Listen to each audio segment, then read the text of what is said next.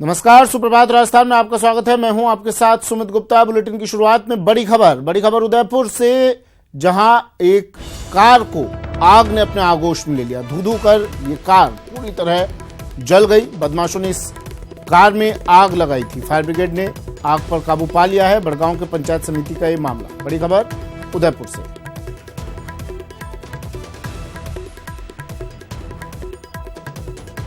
कपिल शिमाली मेरे सहयोगी हमारे साथ फोन लाइन पर जुड़ गए हैं उदयपुर से। कपिल, कुछ लोगों ने एक कार को आग के हवाले कर दिया, क्या कुछ उनका पता चल पाया? और आग को फिलहाल काबू में कर लिया है हालांकि फायर ब्रिगेड की गाड़ियों ने। उन लोगों का कुछ पता चल पाया अब तक?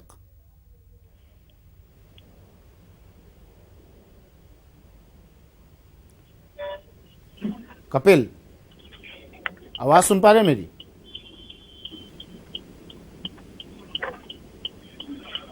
कपिल, आवाज सुन पा रहे हैं आप?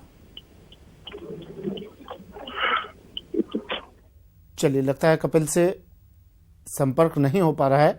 फिर से हम उनसे संपर्क करने की कोशिश करेंगे। बता दें आपको, उदयपुर में एक कार को कुछ असामाजिक तत्वों ने कार को आग के हवाले कर दिया। कार पूरी तरह से जलकर खाक। फायर ब्रिगेड की गाड़ियों को सूचना दी गई। फायर ब्रिगेड की गाड़ियां मौके पर पहुंची। आग पर काबू पाया गया। उदयपुर से खबर।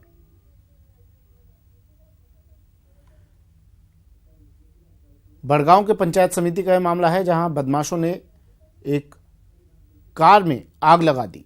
इसके बाद फायर ब्रिगेड को सूचना दी गई।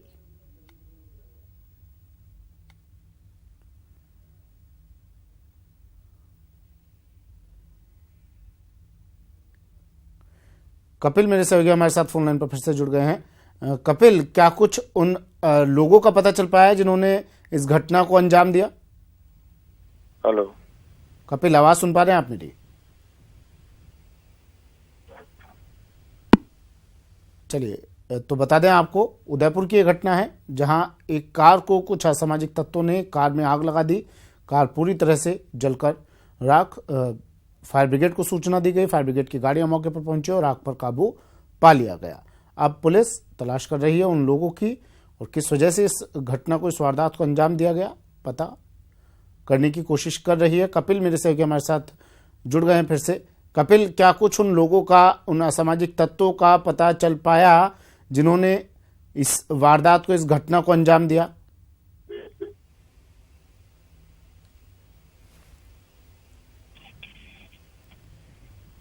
चलिए, कपिल से संपर्क नहीं हो पा रहा है। बता दें आपको, उदयपुर की घटना है जहां पर एक कार को कुछ असामाजिक तत्वों ने आग के हवाले कर दिया। बढ़ते हैं अगली खबर की ओर। जीएसटी में 113 करोड़ 48 लाख की चोरी का मामला सामने आया। डीजीजीआई की कार्रवाई में इस रैकेट का खुलासा हुआ है। कपिल विजयवर्गीय और मोहित के घर पर दबिश दी गई थी। रात में ही दोनों आरोपियों को गिरफ्तार कर लिया गया। 700 करोड़ के फर्जी बिल पेश किए गए। 11 बजे दोनों की कोर्ट में पेशी होगी।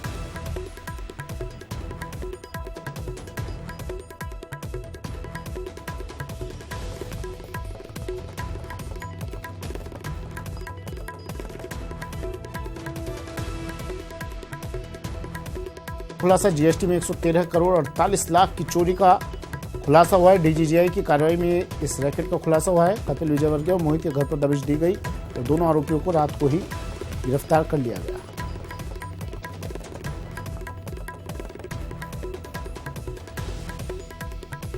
जयपुर से ये खबर, जहां 113 करोड़ और 48 लाख की चोरी का खुलासा हुआ है। बड़ी खबर जयपुर से। डीजीजीआई की कार्रवाई में रैकेट का खुलासा। कपिल विजयवर्गीय और मोहित, जिनके घर पर ये दबिश दी गई, और दोनों आरोपियों को रात में ही गिरफ्तार कर लिया गया। 700 करोड़ के फर्जी बिल पेश किए गए थे। 11 बजे अब दोनों की कोर्ट में पेशी होगी। राकेश शर्मा मेरे सहयोगी फोन लाइन पर जुड़ गए। राकेश, क्या मामला? देखिए, जिस तरीके से डीजीजीआई ने एक जीएसटी फर्जी इनवॉइस के जरिए सरकार को जो करोड़ों रुपए के चूना लगाने के रैकेट के खिलाफ एक मोर्चा खोल रखा है, उसी के तहत ये विजयवर्गीय एक फर्म है और सुमित, उसी फर्म पर डीजीजीआई ने 10 जगह पर छापे मारे थे, जिसमें कपिल विजयवर्गीय और इसके जो करीबी रिश्तेदार है, इन्होंने करीब 30 से 40 कंपनियों के जरिए 700 करोड़ से ज्यादा के फर्जी जीएसटी इनवॉइस बनाए थे, जिनमें कोई माल सप्लाई नहीं किया गया था और 113 करोड़ से ज्यादा की जीएसटी की चोरी की है। इसके साथ साथ इसने करोड़ों रुपए का जो इनपुट क्रेडिट टैक्स है उसका लाभ भी सरकार जो खजाना होता है उससे लिया। यानी कोई कारोबार इन कंपनियों के जरिए नहीं किया गया, लेकिन फर्जी जीएसटी इनवॉइस बना करके करोड़ों रुपए इन्होंने अपने खातों में जमा करवा लिए हैं। तो अब डीजीजीआई ने इनको अरेस्ट कर लिया है। अरेस्ट करने के बाद अभी इनको पुलिस हवालात में रखा गया है। इसके बाद इनको अदालत में पेश किया जाएगा, जहां इनको रिमांड पर लेकर और भी पूछताछ हो सकती है। जी चलिए, शुक्रिया राकेश तमाम जानकारी के लिए। तो फर्जी इनवॉइस बनाई गई और उससे करोड़ों रुपए का घोटाला। जम्मू कश्मीर के पुंछ में पाक सैनिकों की गोलाबारी और इस गोलाबारी में 3 ग्रामीणों की मौत हो गई, 2 घायल हुए हैं। एक परिवार के ही ये तीनों लोग बताए जा रहे हैं जिनकी मौत हुई है। बड़ी खबर, जम्मू कश्मीर के पुंछ में पाक सैनिकों की गोलाबारी, 3 ग्रामीणों की मौत। लगातार पाक की तरफ से ये गोलीबारी हो रही है और इस गोलीबारी में 3 ग्रामीणों की मौत हो गई, 2 लोग घायल हैं। एक ही परिवार के तीनों लोग बताए जा रहे हैं। पाकिस्तान की तरफ से लगातार सीज फायर का उल्लंघन किया जा रहा है। पाकिस्तान हालांकि शांति की बात करता है, अमन की बात करता है, लेकिन बॉर्डर पर उसकी तरफ से सीज फायर का उल्लंघन लगातार जारी है, फायरिंग लगातार जारी है।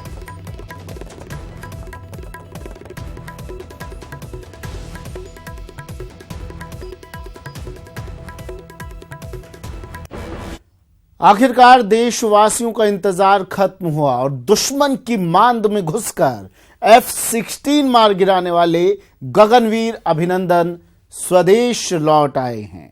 अटारी बॉर्डर पर पाकिस्तानी सेना ने अभिनंदन को भारतीय एयरफोर्स और बीएसएफ के अधिकारियों को सौंपा और फैल गई पूरे देश में खुशी की लहर।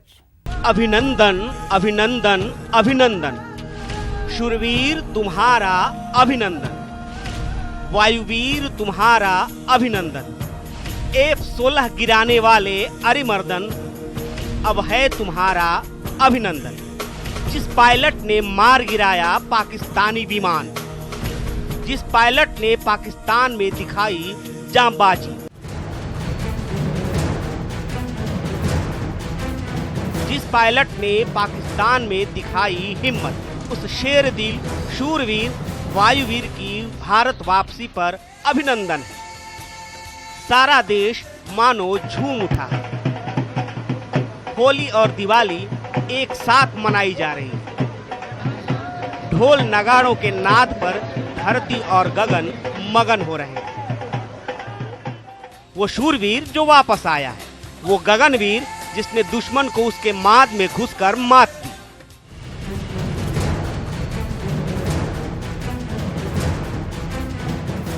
लोग आतुर हैं अपने सपूत के स्वागत के लिए, वंदन के लिए, अभिनंदन के लिए।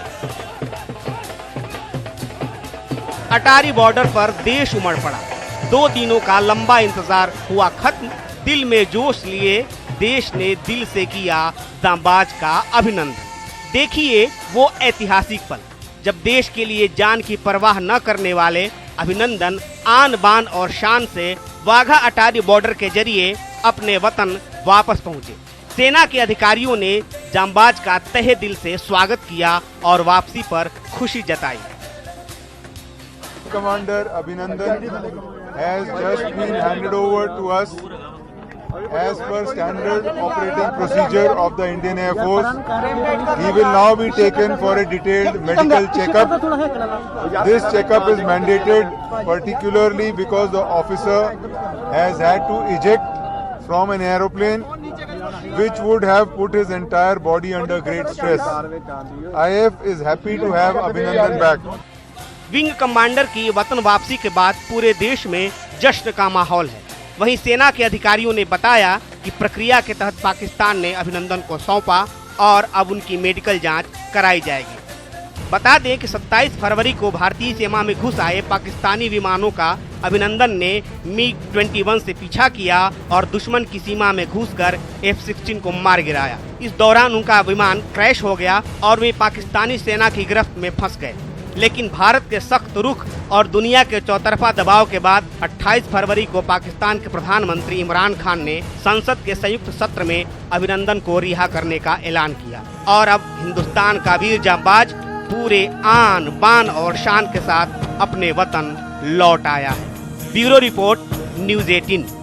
अभिमन्यु महाभारत का वो वीर जो चक्रव्यूह के 6 दरवाजों को भेद कर 7वें में अकेला फंस गया। उसकी मदद के लिए ना युधिष्ठिर पहुंच पाए, ना भीम, ना नकुल, ना सहदेव। लेकिन आज का अभिमन्यु जब दुश्मन को धूल चटाकर पाकिस्तान में फंसा तो पूरे देश की ललकार से दुश्मन कांप उठा। चलिए आपको इस वीर अभिनंदन की पूरी गाथा बताते हैं।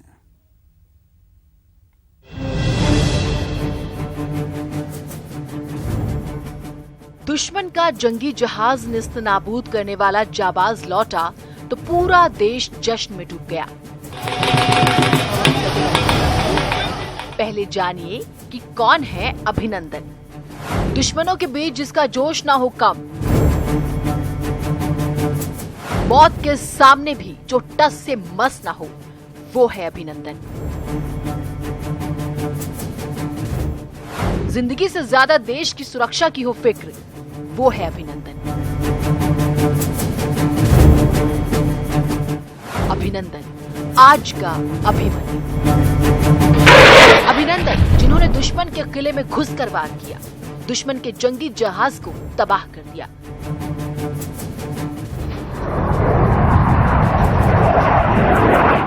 और दुर्भाग्यवश MiG-21 के क्रैश होने की वजह से दुश्मन के देश में फंस गए, लेकिन देश की हुंकार की वजह से सकुशल उस चक्रव्यूह को भेद कर वापस लौट आए। इसीलिए आज के अभिमन्यु है अभिनंदन, जो दुश्मन पर वार तो करता है, मरता नहीं, मारता है।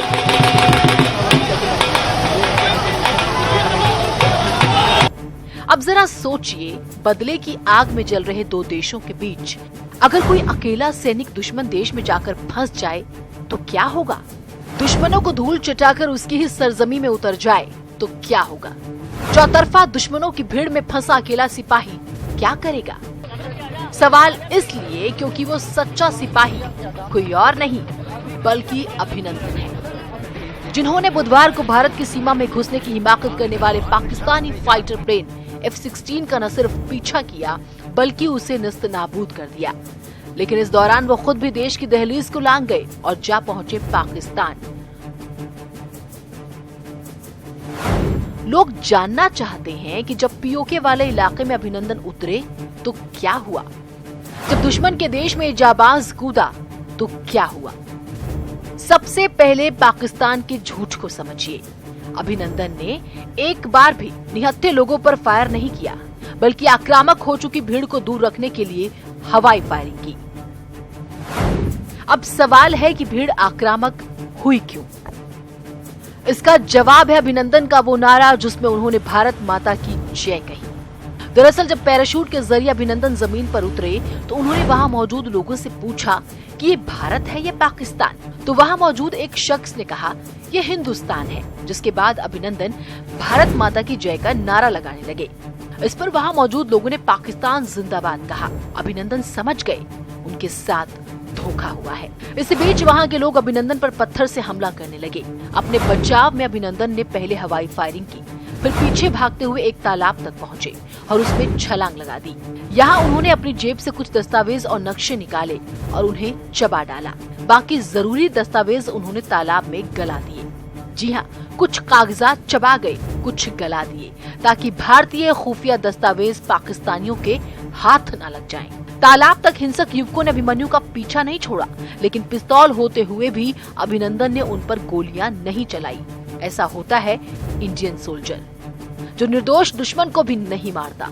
ऐसे जवान का अभिनंदन कीजिए, सलाम कीजिए। Bureau report, news 18 network. अभिनंदन की वतन वापसी के बाद देशवासियों ने तो जश्न मनाया, वहीं राष्ट्रपति और पीएम ने भी अभिनंदन के देश आने पर खुशी जाहिर की। Defence minister Nirmala ji is from Tamil Nadu. Tweet कर उन्होंने लिखा कि मैं जांबाज भारतीय विंग कमांडर श्री अभिनंदन वर्तमान जी का वतन वापसी पर हार्दिक स्वागत करता हूं। पूरा देश उनके जज्बे को सलाम करता है। जय हिंद।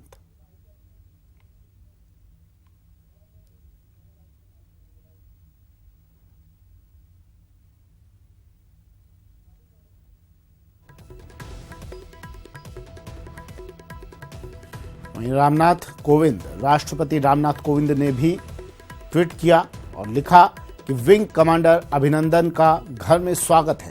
आपकी कर्तव्य निष्ठा, साहस और वीरता पर भारत को गर्व है। आपको और पूरी एयर फोर्स को भविष्य के लिए शुभकामनाएं।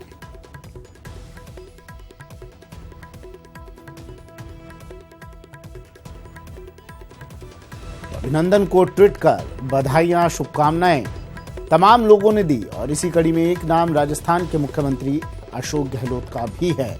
अशोक गहलोत ने भी ट्वीट किया, लिखा विंग कमांडर अभिनंदन वर्तमान की वापसी पर राहत और खुशी है। भारत की मिट्टी पर करता हूं अभिनंदन का स्वागत। अभिनंदन के शौर्य को करता हूं सैल्यूट। देश को अपनी सेना पर है अभिमान।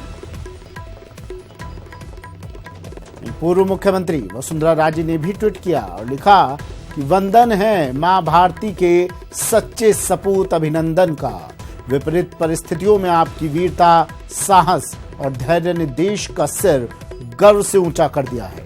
मातृभूमि की रक्षा हर सैनिक का धर्म है और सेना का सम्मान हर देशवासी का नैतिक कर्तव्य है। अभिनंदन के जज्बे को सलाम।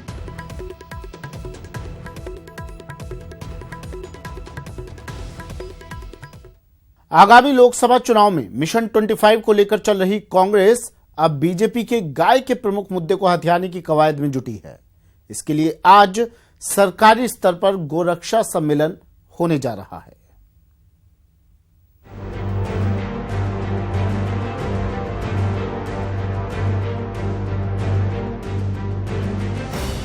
गाय अब चुनाव में बड़ा मुद्दा बनती है। भाजपा के कोर इशू कहे जाने वाले इस मुद्दे को अब प्रदेश में कांग्रेस हथियाने की कवायद कर रही है। प्रदेश में पहली बार सरकारी स्तर पर गोरक्षा सम्मेलन का आयोजन होने जा रहा है। लोकसभा चुनाव से पूर्व होने जा रहे इस गोरक्षा सम्मेलन को सियासी मायनों में काफी महत्वपूर्ण माना जा रहा है। जी हां, लोकसभा चुनाव से पहले प्रदेश कांग्रेस सरकार बीजेपी के अहम मुद्दों में से एक गाय के मुद्दे को हथियाकर एक और मास्टर स्ट्रोक लगाने की तैयारी कर रही है। इसके लिए प्रदेश में पहली बार सरकारी स्तर पर गोरक्षा सम्मेलन का आयोजन होने जा रहा है। 2 मार्च को सीतापुर के जेईसीसी में गोरक्षा सम्मेलन होगा। पूरे प्रदेश के गौशालाओं के प्रतिनिधि सम्मेलन में शामिल होंगे। हर गौशाला से 2 प्रतिनिधियों को सम्मेलन में बुलाया गया है। प्रदेश में 2673 रजिस्टर्ड गौशालाएं हैं। इस लिहाज से 5000 से ज्यादा गौशालाओं के प्रतिनिधि सम्मेलन में शामिल होंगे। सीएम अशोक गहलोत इस गोरक्षा सम्मेलन को संबोधित करेंगे। गोपालन मंत्री प्रमोद जैन भाया और पशुपालन मंत्री लालचंद कटारिया भी सम्मेलन में शामिल होंगे। आइए आपको बताते हैं प्रदेश कांग्रेस सरकार की ओर से आनंद फानन में आयोजित होने जा रही गोरक्षा सम्मेलन में क्या होगा। सम्मेलन में गौशालाओं के प्रतिनिधि गायों के संरक्षण और संवर्धन से जुड़े सुझाव देंगे। प्रतिनिधियों के सुझावों पर प्रदेश सरकार विचार कर गौशालाओं के विकास के लिए नई नीति और योजनाओं को लागू करेगी। सम्मेलन में 3 आदर्श गौशालाओं को राज्य स्तरीय पुरस्कार दिए जाएंगे। 5000 नए डेयरी बूथ खोलने के लिए कुछ आवंटन पत्र भी बांटे जाएंगे। सम्मेलन में सरकार की ओर से कई घोषणाएं की जाने की संभावना है। प्रदेश कांग्रेस सरकार की ओर से आचार संहिता लगने से पहले जिस तरह जल्दीबाजी में गोरक्षा सम्मेलन आयोजित होने जा रहा उससे साफ हो गया है कि प्रदेश सरकार गाय के मुद्दे पर बीजेपी को घेरने की पूरी तैयारी कर रही है ताकि बीजेपी के परंपरागत वोट बैंक में सेंध लगाई जा सके। लेकिन गाय के मास्टर स्ट्रोक से 2019 के सियासी गदर में कांग्रेस को कितना फायदा पहुंचेगा ये तो चुनाव बाद पता चलेगा। दिनेश शर्मा, न्यूज 18, राजस्थान, जयपुर। कांग्रेस के काउ सम्मेलन पर सियासत गर्म हो गई। बीजेपी ने दावा किया है कि कांग्रेस गाय के मुद्दे को नहीं हथिया सकती। जानते कि पूरे देश में गौरक्षा के लिए जितने भी कानून बने कांग्रेस की सरकारों ने बनाए हैं और उनका उद्देश्य भी ये रहा है कि गाय की रक्षा हो सके और पर्यावरण का संरक्षण हो सके। लेकिन बीजेपी के लिए गाय सिर्फ चुनावी मुद्दा होती है और इसीलिए जब चुनाव आने वाले हैं तो इसका प्रपंच रचा जा रहा है। सच्चाई तो ये है कि कभी भी इच्छा शक्ति ऐसी रही नहीं कि जनता की भावनाओं के हिसाब से काम किया जाए। सिर्फ स्वहित साधने के लिए इस तरह के मुद्दों को हवा दी जाती है। गोवंश का ठीक प्रकार से उनका संरक्षण हो सके और मंत्रालय अलग से बना ताकि गाय का सम्मान कैसे बढ़ सकता है, ये सारी व्यवस्थाएं भारतीय जनता पार्टी की सरकार ने की, एक व्यवस्था की। अब ये गाय के बारे में सोच रहे हैं, अच्छी बात है। नहीं, वो मुद्दा तो हथिया इसलिए नहीं सकते कि मुद्दा हथियाने के लिए भी संस्कार चाहिए, ताकत चाहिए, मन में सोच चाहिए। केवल पढ़ने से कुछ जानकारियां तो हो सकती है, लेकिन वो स्वभाव का अंग नहीं बन सकता। बड़ी खबर, प्रकाश जावड़ेकर आज हैकेथॉन का शुभारंभ करेंगे। 49 संस्थान नोडल सेंटर के रूप में चयनित किए गए हैं। विजेता को इसके जरिए 25 करोड़ रुपए की धनराशि मिलेगी। 2 और 3 मार्च को हैकेथॉन का आयोजन होगा। इसका उद्घाटन प्रकाश जावड़ेकर करेंगे।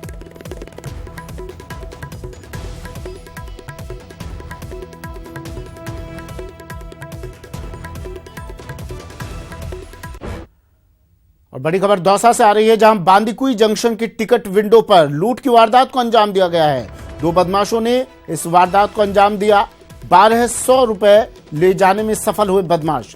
क्लर्क प्रद्युम्न 3 लाख की नकदी बचाने में कामयाब रहे। जीआरपी को मौके से जिंदा कारतूस भी मिला है। बड़ी खबर दौसा से।